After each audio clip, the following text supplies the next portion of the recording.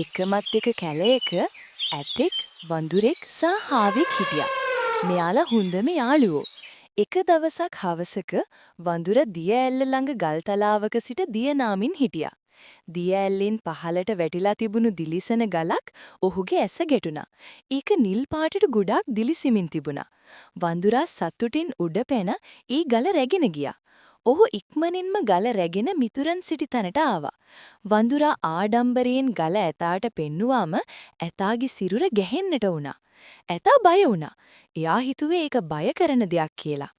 ඒත් හාවයි වඳුරයි දෙන්නම එකතු වෙලා ඇතාගේ බය නැති කරා. ඉතින් යාළුවෝ තුන්දෙනාම පුදුම වුණා මේ ගල මොකක්ද කියලා. ඒත් Tamange අයිති නොවන දෙයක් නිසා යාළුවෝ තුන්දෙනා තීරණය කරා මේ ගල ආපහු තිබුණු තැනින්ම තියන්න. ඉතින් මේ යාළුවෝ කතා වෙලා ඒ ගල අරගෙන දිය ඇල්ල උඩට යන්න මාර්ගයක් බැලුවා. මේ ගමන ගොඩාක් දුෂ්කරයි. හැබැයි යාළුවෝ තුන්දෙනා මේ දිලිසෙන ගල දිය ඇල්ල උඩින් තියලා ආපහු එයාලගේ සුපුරුදු තැනට ඇවිල්ලා සතුටු වුණා.